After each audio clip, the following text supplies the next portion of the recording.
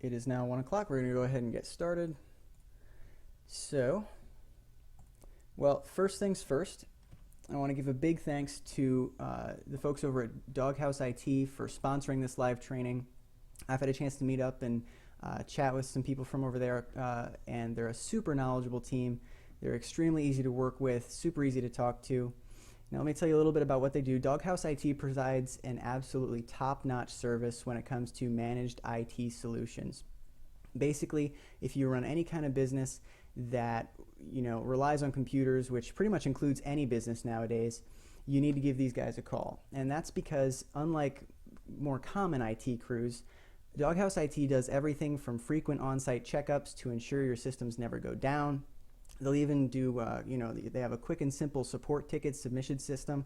If you have any kind of problem at all, you just click the little dog paw on your taskbar. You'll be able to submit your problem to Doghouse, and they will be right on it. They'll fix you right up. Now, additionally, and this is something that I think is pretty cool, they have the ability to actually monitor your systems remotely to help you prevent those IT catastrophes before they ever happen, which of course means less downtime for you, more money saved for you, and overall a much easier time managing your systems. So if you currently have an IT support system that just isn't quite living up to expectations, maybe you just want that added protection, you don't have one right now, but you want the added protection of knowing someone is looking out for your business even when you aren't there, you should absolutely give the guys at Doghouse a call. They will exceed your expectations, I promise you. So again, I want to thank them for sponsoring this webinar and making it possible. So let's go ahead and get into the training. So welcome to this live online training session. I'm glad everyone could make it today. I'm really excited to share some awesome information with you that's going to help you make sure that your company website is giving you a positive ROI. Oftentimes website design is a big investment, and you want to make sure that you're getting everything you can out of it. So I'm really excited to share all this information with you. I think you'll find it really useful, and I hope you find the information presented to be actionable. So before we jump into the content, let me give you a quick idea of who I am, a little background on myself, what I do, and give you a reason to listen to me yammer for the next hour or so. So my name is Jonathan. I'm Jonathan Foster. Hi, how you doing? Nice to meet you. I'm a business consultant out of the Clarksville, Nashville, Tennessee area. Technically, I live up in Elkton, but no one ever knows where that is. So I just tell people that I work in the Clarksville, Nashville area. Now what I do is I help entrepreneurs leverage their websites and their web content more effectively to boost their exposure, bring them in more leads, and increase their sales. Basically, I do that by providing web design and SEO consulting services for my clients. And I really focus on creating quality content when it comes to SEO, and then using content marketing strategies to get traffic to their website, as well as boost my clients' SEO as we go. Now, another huge focus in my business is really optimizing websites to convert visitors into paying customers to help, increase leads, increase sales, or really any other metric my client wants to boost. So, real quick, here's a quick overview of how I got started, what my experience is. My story is a little bit different than most people in my industry. I didn't get into web design and SEO, I didn't go to college and then figure out I wanted to do it, so nobody introduced it to me, later in life. When I was about 12 years old, myself and a friend of mine who was 13 at the time, we were running an online magazine together that was centered on local wildlife of all things. Now, my friend Blake, he realized that in order to continue growing our little magazine, we needed a website. So he bought a couple books from Barnes & Noble and started learning. Long story short, we never actually launched that original website, but we did figure out that we could earn a living designing websites for people. So at that point, we both dove headfirst into learning everything we could about the internet, how websites worked, and all this technology. We were both really addicted. So Blake was really the one who got me into it in a very roundabout way. We ended up taking our first client together after about 6 months later. Now Blake by that time had already done 1 or 2 client websites, but that was my first. So from there, the web design part of my life kind of took over my brain, and I became pretty addicted to the idea of entrepreneurship. Now, throughout school, we never stopped learning, kept trying new things, kept building as many websites as we possibly could. And in hindsight, most of those websites sucked, but that's how you learn. Now, about a year after graduation, we ended up more or less parting ways in business. He wanted to go in a different direction, but we still work together occasionally. We're still great friends. We just found we had different goals. He went into a different kind of business. He's still definitely the entrepreneurial sort. He's currently running his own business in the Sarasota area of sunny Florida. And again, like I said, he's not in web design right now, but he is still running his own business. Now, after we parted ways, I decided I still wanted to pursue web design, and I came to the conclusion that I wanted to do WordPress consulting specifically, along with SEO and content marketing.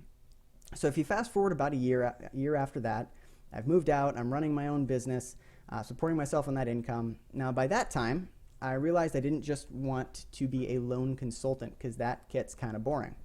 I wanted a team, but I didn't want the hassle of running a formal agency, because I didn't want the bloated sales team. I didn't want, the unnecessary costs, the unnecessary overhead, or any of the workplace stress that comes with that, the interpersonal stress.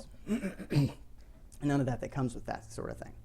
So my solution was to build a very large personal network of freelancers, other fellow consultants that I have personally interviewed and vetted for their quality of work.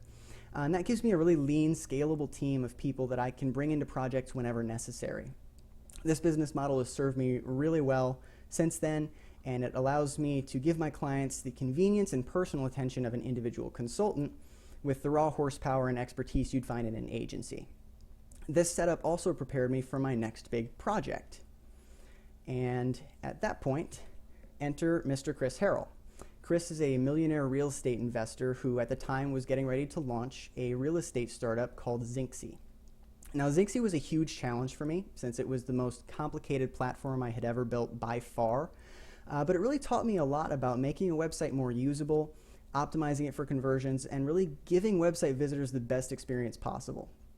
Now, in the years since we started on Zinxy, I've become pretty obsessed with user experience, optimizing websites for conversions or lead capture rate, and really leveraging the web to help my clients grow their business in whatever manner they're looking for. So that brings us to today on this webinar.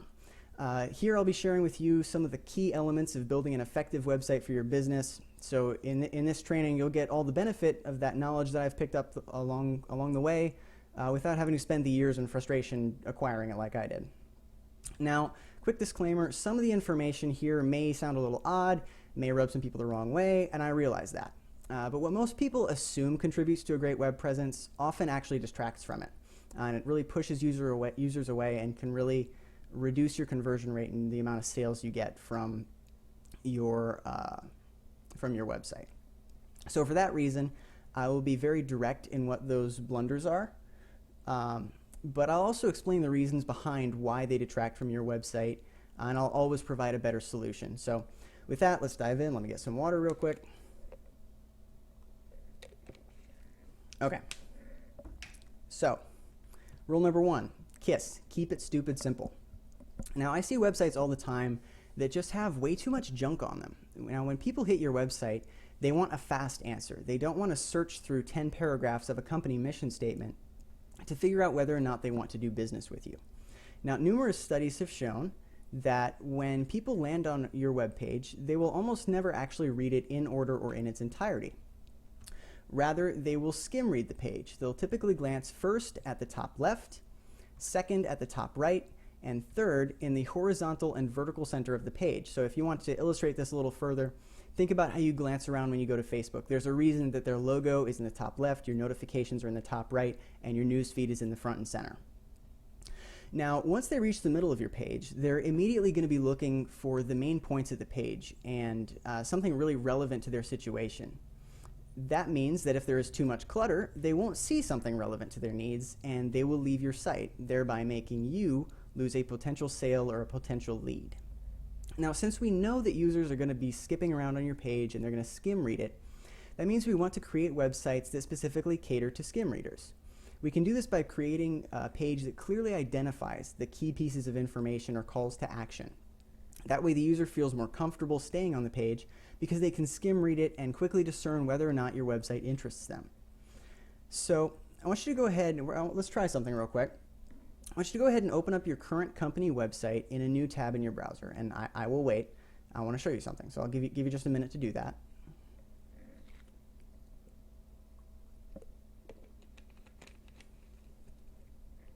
Okay. Now, if you have your website open, then I want you to take a good hard look at your page and count first the number of separate messages on it, or different aspects of your company or product that you're trying to feature. And second, I want you to count the number of options you are presenting to users for different actions they can take. For example, clicking a button, filling out a form, giving you a call, things like that. Now, go ahead and just keep that number in your head for what the number is for each one and the total. And if you want, you can share it in the comments. That's up to you. Now, some of you may be doing totally fine here, but let me show you an example of what you don't want. This website obviously has quite a bit wrong with it, but let's hone in on the clutter and confusion aspect. Okay, so on this site, I count at least 20 different selling points and calls to action. Now, this is obviously an extreme example, but it shows you what happens when you overload the user with options and try to feature too many things on one page. When you land on a site like this, you don't know where to look. It's too cluttered, and it makes it impossible to focus on finding an answer to your questions. You know, like we said earlier, when users land on your website, they have a question. Do they want to do business with you? Can you help them with their problem? Do you have this product that they need? Are your prices acceptable? So let's illustrate this a little further. If I came up to you right now and said, okay, I'm going to buy a car for you. I will give you a car for free.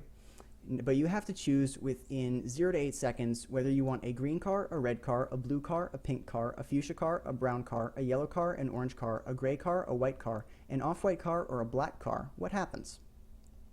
Well, if you're anything like me, you probably get a little overloaded after about the third or fourth option. Our brains have trouble deciding when presented with too much information or too many options. If I had to guess, most of you probably don't even remember all of the options that I presented to you. In fact, I presented them, and I don't think I remember all the options I presented to you. Now, the reason I said 0 to 8 seconds is because studies have shown that when a user lands on your page, you have between 0 or half a second, quarter a second, and 8 seconds to make your first impression and make the value that your product or service offers, make that clear. So you have a very brief span of time when you need to communicate that value, and it has to be very clear on the page. So with that in mind, what do you think happens when a user visits your website and it has too many options on it? They don't process all of it. It all becomes just noise to them, and they'll leave without taking any action because they get overwhelmed and there isn't one clear action that they need to take. There isn't one unified message that is being presented. Now, at this point, now that we've seen an example of a bad website in this instance, I want to show you the landing page for Zinxi, which is one of the sites that I worked on, the one I worked on with Chris Harrell. Now, when we implemented this design, our conversion rate roughly tripled. Now, to break this down, the top of the landing page has one selling point. So it says your real estate marketplace. So if you are involved in real estate, you are probably interested in this site. One message. And that informs the user what the site does, what it's about. Then below that has exactly 2 different options that a user can take from there. They can either sign up or they can browse the properties on the site to see if they want to sign up later. Now, the important part here is below all of that, we give them only 3 additional selling points, and we keep those very concise. You can see they're very, very brief little bullet points that they can look at. Now, let's break down why this works. This works for a number of reasons. First, when the user hits the page, our top selling point immediately informs them of what the purpose of the site is. They're presented with a limited number of actions to take, and we use very direct calls to action. This way we don't overload them, and they can make a quicker decision of which action they want to take. So it presents a single message that they can easily digest and easy options for what action to take from there. Now, since we offer only 2 actions that they can take, this gets a little interesting. We're introducing the power of making their own decision here in a very different way than they would normally experience it. They can take one action if they are immediately interested in the site, or they can take another action if they aren't totally convinced yet, in that case, browsing the properties. Either way, they feel like they have the power of making the decision between those 2 actions, and they are far more likely to stay on the site and take one of those actions, as opposed to if you just presented them with one action where the alternative is leaving the site. Or if you presented them with way too many options, they don't know what to choose, they get overwhelmed. However, with 2 actions, they are more likely to weigh in their mind which one appeals to them more, and then they'll choose that one as opposed to just leaving or getting confused. So, moving right along, the key takeaways for this section are as follows. Number 1, make your content scannable. You don't want to waste your users' time. You need to remove everything from the page that is not 100% relevant to the user deciding whether or not they are interested in your website. Remember, we need to have a very limited number of messages on the page to help them digest the page very quickly and easily. Number 2, you need to reduce the number of selling points and calls to action on your landing page. If you have more than 3 to 4 selling points and more than a couple of calls to action, you're absolutely overloading your users. You need to break it down to as few items as possible. Now, number 3, if you do have multiple selling points that you want to feature and you do have multiple calls to action, you need to break them up so that users can focus on the most important ones first. If you remember, on Zinxie we had your real estate marketplace. That is the most important feature of the website. It encapsulates everything the website does. And then we only had those calls to action. Those were the primary information on the page. Then secondary information should be included further down the page or in places where it won't obstruct that primary information, so that they only look at it if they feel like it. Number 4, you need to prioritize one selling point and only 1 or 2 calls to action. Make the rest lower priority or remove them, place them lower on the page, something like that. That way you give them very clear ideas of what the page is about and what they can do on it, what actions they can take to continue interacting with your website. So, going on to rule number 2 of high converting websites. Keep the company ego in check. Now this rule goes hand in hand with our first rule of keeping your design simple. Many times we visit a website, we're looking for an answer to our question, we want to know if they can help us with our problem, but what do we see? Instead of those clear answers, we see mission statements, boastful headings that talk up the company's professionalism or how long they've been in business, and other information that on the home page serves very little other purpose than to make the people at the company feel good. Now, that type of information is certainly important, and it may well be appropriate to have it on your website. But there's one thing you need to remember about this, and if you take nothing else away from this live training, just remember this one golden rule. The user does not care about your company. Not at first, at least, especially not when they land on your home page. The user's only concern on the home page is whether or not your company can solve their problem. That's the only thing they need to know right off the bat. Now, of course, like I said, some of that information, such as how long you've been in business and things like that, can occasionally contribute to you making a sale, since it can establish trust in your brand. For example, if I was going to have open heart surgery, I would certainly want to know how long that surgeon had been practicing. But I'm only interested in knowing how long he's been in business after I know he's a heart surgeon and that he can fix my problem. So this company information should only be used to convince a user that you're the best choice. And that can only happen after they're well aware that you can solve their problem. Things like how long you've been in business don't tell users whether or not you can solve their problem. They help convince users that you're better. They help to set you apart from the competition. So that is of secondary importance to showing users that you can actually help them with what they need. So again, take a look back at your company website and count how many items are on the front page that might convince a user you're better than the competition, but that do not directly answer the question of whether or not you can solve their problem. And I'll give you a minute for that. Now, I'm guessing that for most of you, there's several things on the front page that should not be on the front page, or at least that would need to be adjusted in order to earn a spot on the front page. So what do you do if you notice that there are things on the front page that do not answer your user's question, that don't present clear actions that they can take? Well, you need to either get rid of them completely or move it to another page. Alternatively, you can adjust it and so that it does earn a spot on the front page and it does accomplish the goal of informing users and answering their questions.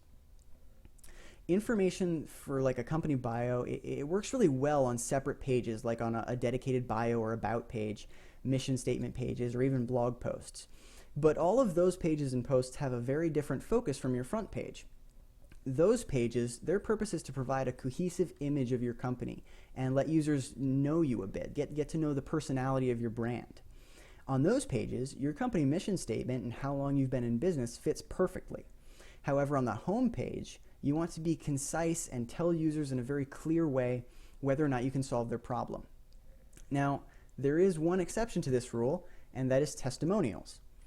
The reason testimonials can break this rule is because they help to show social proof that you can solve the customer's problem, and in this case, it talks up your company at the same time.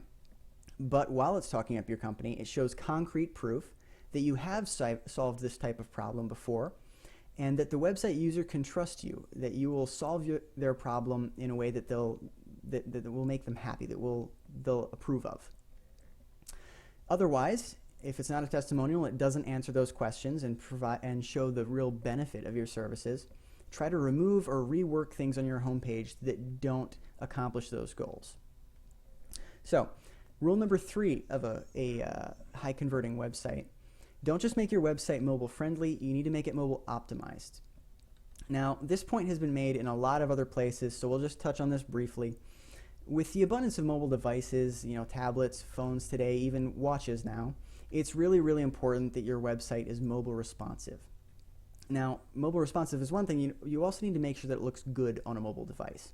You can have a website that is mobile responsive and adjusts how it looks, but still the information isn't laid out in a way that is easy to understand on a mobile device. So that's what I say when I mean mobile optimized versus mobile friendly.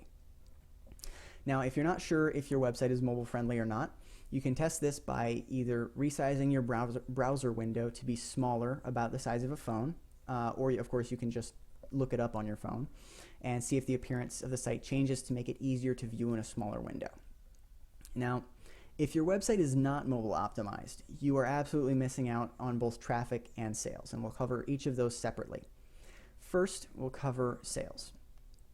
When people need to look something up these days on Google, where do they look?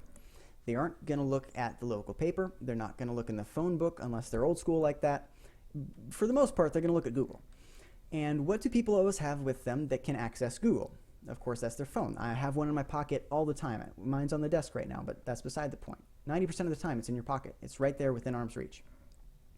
So it would follow that if a large percentage of your traffic in the area will be coming from mobile devices, you know that people around you within the region that you service, if you know people are searching for your business in your local area on their mobile phones, why would you make it harder to view your website, to purchase your product? Remember, we want to make the entire process of converting into a paying customer to be very simple and very easy so that users don't have to put much effort into it. Because, if you're trying to get them to make a sale, to pay you for something, you don't want to put hurdles there intentionally. You want to remove every hurdle possible so that it's just absolutely easy for them to make that sale. Now, something that a lot of people don't realize is that Google actually favors mobile-friendly sites and gives them priority in search results. So that makes mobile-friendly sites rank higher for those search terms related to your business. Now, on the flip side, if you are not mobile-friendly, it will cause your site to rank lower in Google. And that means you get less traffic, less sales. So not only does a non-mobile friendly site frustrate your users because they have to put a lot more effort into reading your site and operating it, it also drastically reduces your chances of getting found online because you're going to be bumped lower in the search results for terms related to your business, your product, your service. So I hope that demonstrates the importance of being mobile friendly, not just from a user experience point of view, but because you're going to be losing views if you're not mobile friendly. So rule number 4, make your calls to action and the benefits of your service or your product the biggest parts of the page. You want to draw attention to them and only them. This also ties in nicely with removing the junk and the clutter from your page that isn't necessary for being there.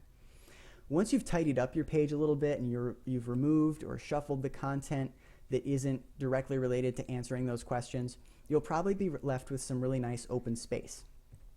That open space is great for drawing attention to the benefits of your service or your calls to actions. You're really giving them reasons to do business with you.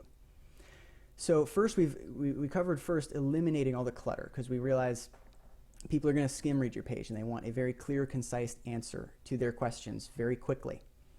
So then we really highlight what action they need to take and why they should take action. Remember that a call to action needs to be easily identified. It should really jump off the page. That's the entire point of a call to action. You're calling them. You need it to stick out and really catch their attention. So if you have effective calls to action where they're well written, you know that the copy converts, but those items all look exactly the same, or they look the same as the rest of your page, they lose all their oomph. They're no longer calling to the user. So if you're not sure about this, I would recommend trying this test. This isn't something you can do right this moment, But open up your website and call someone over who has never seen your website ever before. Ask them to stand about 20 paces away from the screen and ask them to identify where your logo is, where your main headline is, and where the call to action is on the page. If they can't identify those key elements, you need to rework your page because your calls to action and those main selling points, the main benefits, are unclear. They're going to do very, very little to drive sales from your website because they're not really jumping off the page of the user. They're not calling attention to themselves, which is, of course, the exact opposite of what we want. Now, rule number 5, make it super simple to convert. I cannot tell you how many times I have been filling out an online form of some type, and it just takes forever because the company is asking for so much information. And more often than not, you give up on it when that happens. Of course, while it's important to gather information for your new leads, get detailed information when possible, when someone's registering to purchase a product, you don't want to collect so much information that the user just gives up on the process altogether. There's usually 2 reasons why users would give up on a form. Reason number 1 is internet users are lazy, and that definitely includes me. I can attest to this firsthand. If something takes more than about 0.8 of a second to finish, they're probably not going to do it, at least if they're anything like me. This is, particularly if there's no immediate and sufficiently motivating benefit for them to do so. So with that in mind, a good way to help ensure people do actually finish your forms to increase your lead capture rate is to offer some kind of freebie, as it'll give them an instant reward for their time. Of course, everyone knows that rule, but it's important to remember that they need something that's useful, not just any old ebook or top 10 list that you've wrote on your blog. You want to give them something that can be immediately used in their personal or their professional life. Now, reason number 2. If you ask for too much information, users will tend to get uncomfortable. And this is especially important if you're not in a position to offer any rewards. Sometimes that doesn't mesh with what your company website looks like, what your brand is. So if users feel like your company is getting a little too personal, they'll get scared off, especially if they don't have any incentive to complete that form. So overall, the most important thing to remember here is to just remove any and all barriers or hurdles that a user may see to converting, filling out a lead capture form or something like that. So the primary rule, just keep it simple. Now, semi-related to this last point, especially regarding the forms, I'm going to go into how to get better quality leads from those forms because, and I bring this up specifically because anyone who has seen my website is probably screaming at me in their head, but Jonathan, your website has an entire application form on it. And yes, it does, but it's there for a reason. Now, sometimes you may want to make the process slightly more involved so that only serious leads will fill out that form and only serious people will apply. Everything that I say on that page on my website is entirely true. I'm selective on who I'll render services to because I only want to help people who are serious about their business and who are genuinely ready to take the step of revamping their online strategy. For anyone who fits that category, the length of my form is not an issue at all. But for tire kickers, for people who are just shopping around for a proposal, who aren't really serious about getting a website done, that form is going to turn them off pretty quickly. So just making it a tiny bit more involved to contact you or request a quote or anything like that is going to filter out 90% of the dead leads you would normally get. This is particularly important if you want to make sure that, if you get a lot of low quality leads through your capture form, implementing something like this can help quite a bit. And I just wanted to explain why this is done on my website because I didn't want to look like a hypocrite. So at this point, some of you are probably asking or probably thinking, but this is going to make me get fewer leads. This is going to turn people away. And you would be entirely correct, but that's the point. How many of you end up with quote requests or pre-sale questions, anything like that where the prospect never does anything and where you can tell that they are not a serious buyer? They're not going to convert in the foreseeable future. Most of the time, you can tell that that person isn't there to buy from you. It's pretty obvious from the start. So in this case, it's an advantage to turn those people away by making the lead capture form a little more involved to where they're less likely to fill it out. So overall, just remember that people on the internet are typically pretty lazy, and that if something is the slightest bit more difficult than they're used to, they'll probably abandon it unless they're a serious buyer. You can use this to your advantage so that you filter out low quality leads from your website and so that you can really focus on the people who are actually serious about doing business with you. So to weigh the two options, it's really a matter of quality versus quantity. You'll get a lot more leads from a short form. You'll get more volume of leads from a short form, but you'll get fewer leads that are higher quality from a more in-depth form that takes a little more time to fill out. So obviously there's a bit of a trade-off there. You need to discern what's going to benefit your business the most, what aligns with your goals the best. However, none of this will do any good. Nothing that we've covered in this training session so far will do any good whatsoever if you aren't getting traffic to your website. So let's move on to the fun stuff, how to immediately increase traffic to your website. Now, there are a lot of different ways to get traffic to your website. The most common is, PPC ads, Facebook ads, content marketing in its various forms, and SEO. SEO is technically the most cost-effective because it's a hands-off process, more or less, once you're ranking well, and it doesn't cost you anything to show up in search results. Where with Facebook ads, you pay after a certain number of people see your ad, or when people click on your ad. With SEO, it doesn't cost you anything to be displayed in search results. However, as an SEO consultant, I will be the first person to tell you that good SEO takes time. And if I had to guess, I'd say that most of you who are viewing this do not want to wait a few weeks or months to see any real increase in traffic. So, to fix that problem, I'm going to give you a super simple content marketing strategy that will give you traffic in the short term, but that will also contribute to good search engine rankings down the road. So this is the best of both worlds. It contributes to good SEO, but it gives you traffic in the short term as well. So, in order to get traffic in the short term, the first step is to write great content on your company blog. And we'll get into what great content is in a minute.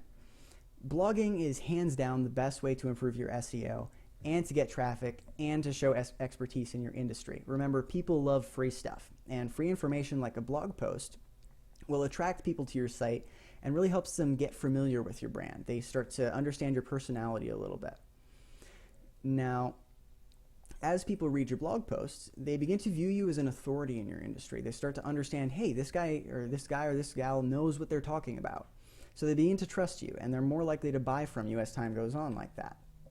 Now, usually when I tell people this of make great content on your company blog, you get a really blank expression because most people aren't used to blogging. So what is great content? How do you make great content?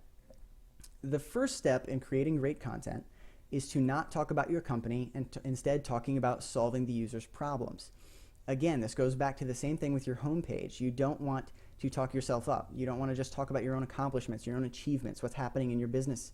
You want to talk about things that are going to appeal to the user. They're, again, coming to you with questions. They have questions, they're wondering about something. They have an urgent need that needs to be satisfied. So you need to talk about that. So great content focuses on the consumer of that content and not the publisher. Now, if you have a rebrand or a major event, something like that, by all means you should mention it on your blog. But you need to remember that people do not ultimately care about your company, like we said earlier. They care about whether or not you can solve the problem that they are experiencing right then. So you would want to look for various problems that your customers have or that are common for your customers to have. For example, they don't know how something is done in your industry. They don't understand why a certain aspect of your service is important.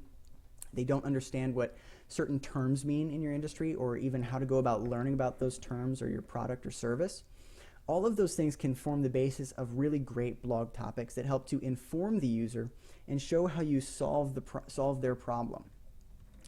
Now, it's important not to be too guarded about how you do your work or what's involved in your industry. If you refuse to share any relevant information about what you do for fear that they'll do it themselves, your content will have exactly zero value, zip, zilch, none.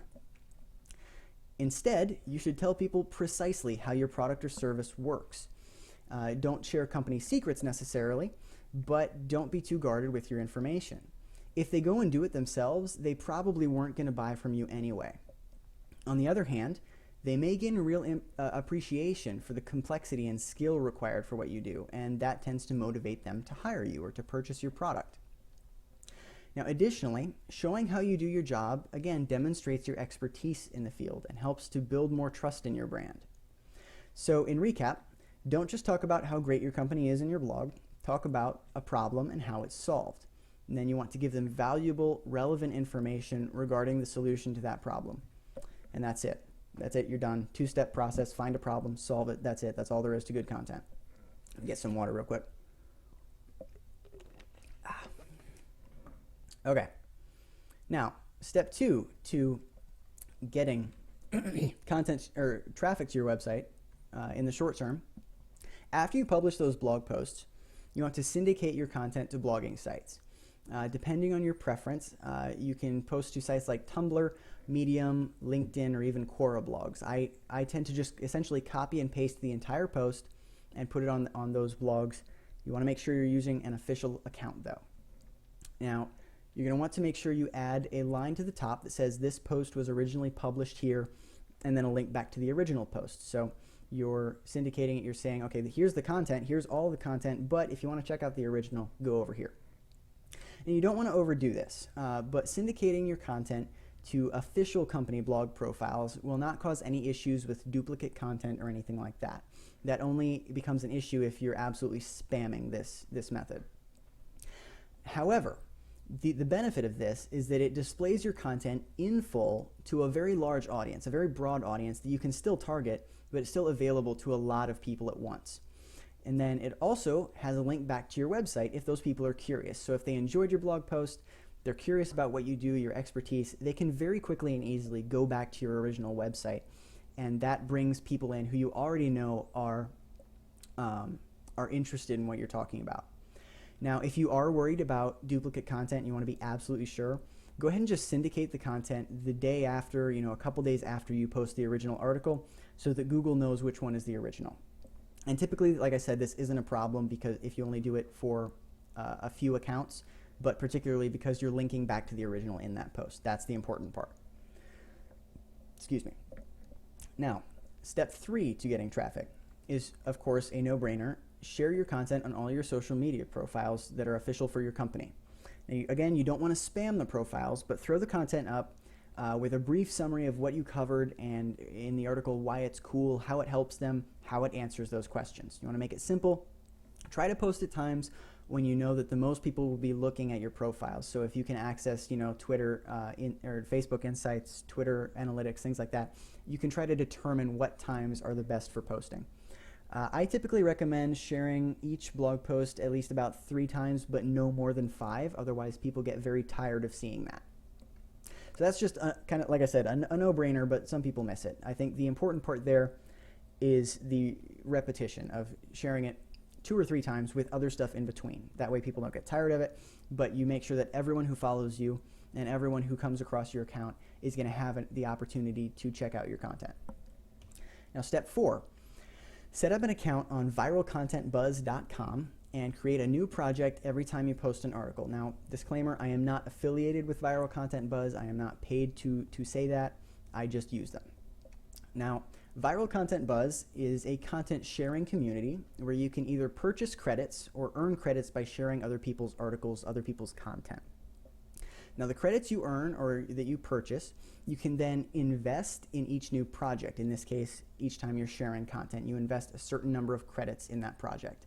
And each time another user on the site shares your content, you get charged a certain amount of credits out of that initial investment. Now, to be successful in Viral Content Buzz, you do need to make sure that your title and description are really eye-catching. It doesn't have to be the same as the actual title of the article, but just make it interesting, make it clear that you're answering a question. And then second, you want to categorize your project appropriately. Now, what people usually don't get here is you do not want to categorize projects according to where your audience is. And that sounds very counterintuitive, but let me explain that. Rather than targeting categories with your target audience in it, you want to target categories that people with similar content would post in. Because people who are going to be frequenting those sections probably have followers with an existing, they have an existing audience that fits your target customer. And targeting those people with an existing audience lets you access a much wider audience more effectively and, of course, for free. So to give you an example, if I'm a web designer, I might post in a category of technology, SEO, and social because I know that other people who are in similar industries to mine are going to be watching those sections for relevant content to share with their followers. At that point, we also know that their followers are probably very similar to my target audience. So it's much more effective to target the middleman than to target the end audience, because you reach much more people in a much shorter span of time. Now, when used correctly, viral content buzz, if you use it like this, it's absolutely an invaluable tool for getting your content shared, getting it in front of people really fast.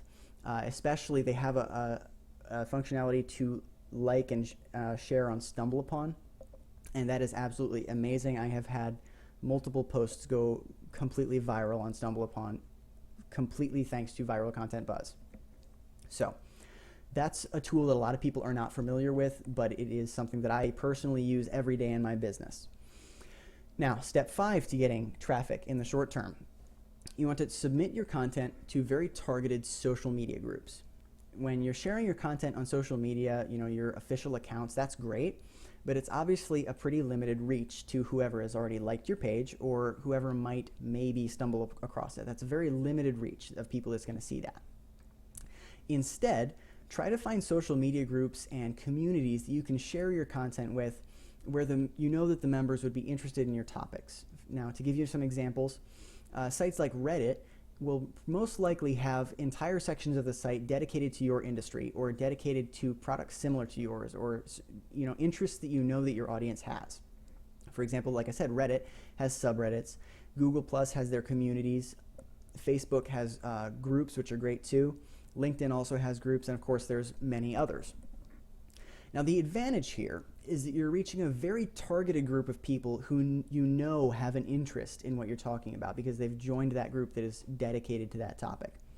This tends to provide much higher quality traffic than any other things we've mentioned here, and you'll probably see a much higher return on your time investment when you share to groups that are interested in your content. You know that they're interested in that type of thing.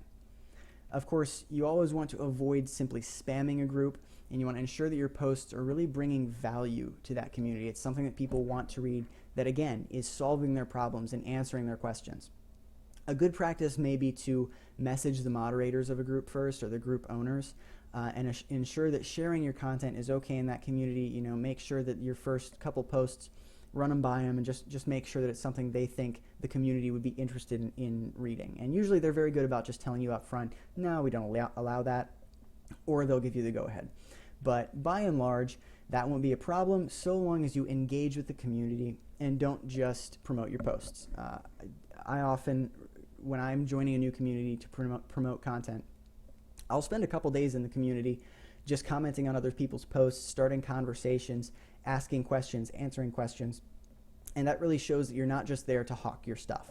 You're there to provide value. You're there to be part of the community, and the people will be much more receptive when you do share your content. And that's it. That's actually almost identical to my own basic strategy that I use with my clients. That's kind of my boilerplate. I use a slightly beefed up version of this with various customizations, things added on, things taken out, depending on the specific needs of the client. But these 5 steps form really the backbone of how I get quality traffic for my clients and how I consistently increase their search engine rankings at the same time. I bet my business on it day in and day out. So you know that this kind of thing works. Give me a moment to get water.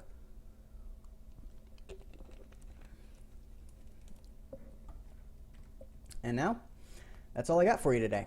Now, I really hope that you have enjoyed this live training session.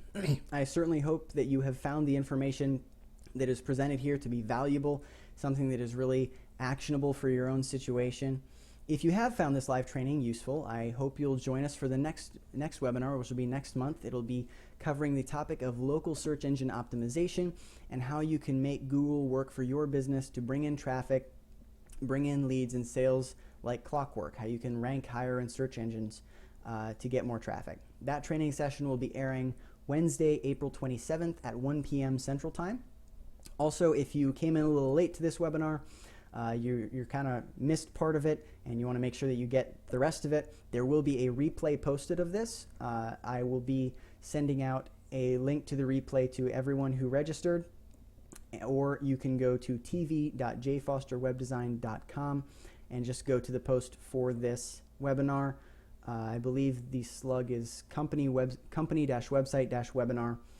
for the full URL, and there will be an embedded player there. Now, if you have found this content to be very useful, maybe you think it's time for a redesigned website, maybe you want to get more traffic and rank better in Google, but you don't want to take the time to do all these steps yourself because it is a very time-consuming process, you can just shoot me an email with your website, and I will personally do a full site analysis for the design, the user experience, and the SEO aspects of your website. Just want to be sure that you include your name and the email you use to sign up for this training session, as this offer is only open to people who are on the call right now, or who have at least registered.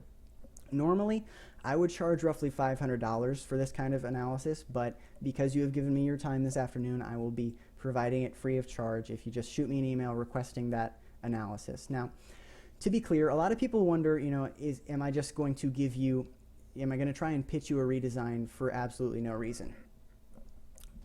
I won't. To be clear, if I look at your site and determine that you only need some simple adjustments, I'm not going to pitch you a new website. If it's something that you can do yourself. Remember, I want to only work with people that I feel really need my help, that I can really make a difference with, and where the problems that they're facing are beyond what they can do themselves. So if I go to your website and I find that there are problems maybe you can fix yourself, or that there are ways to get traffic you could easily implement without my help, I will let you know about that, and I will tell you how to do those things yourself. I'm all about helping people grow their businesses, whether I am part of that process or not.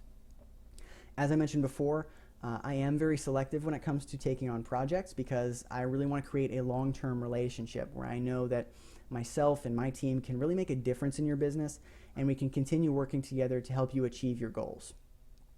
Now, in particular, I look for companies that are fairly well established, that have some semblance of a plan for growth that's pretty solid, who really feel like they can better use technology to their advantage, because that's obviously what I do. If you really want to focus on creating a better online marketing strategy and you're really dedicated to what you do, I absolutely want to hear from you, and I would love to help you achieve whatever your goals may be in business, regardless of what your budget is. As long as you're not looking for something for nothing, I'm more than happy to work with any budget. So don't hesitate to contact me if that's something you're really interested in, you're really dedicated to that, and I will adjust my services accordingly. So if you found this training useful and you would like to see about working together, you can head over to jfosterwebdesign.com/apply and fill out the application form. I promise I won't bite. And if it sounds like we'll work together, we'll work well together, we mesh well, we'll set up a call or a meeting in your office and we'll go over your project in more detail.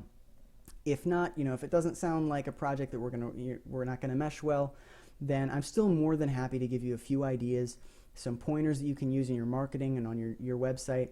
And of course, if you're looking to get your website redesigned or something like that, I'll be more than happy to refer you to another capable web designer or an agency that will be a better fit for your project to make sure you're taken care of. I won't leave you hanging there.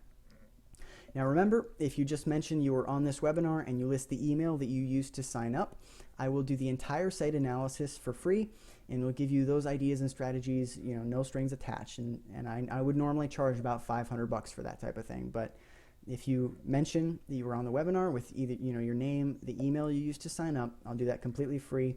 You get that. If you want to keep working together, that's great. If not, no harm done. I'm glad I got to share some value with you today.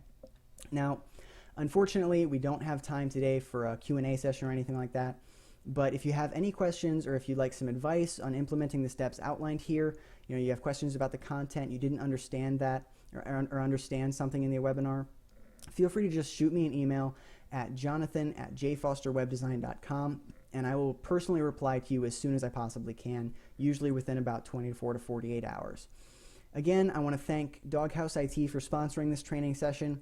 Be sure to go check them out at www.doghouseit.com.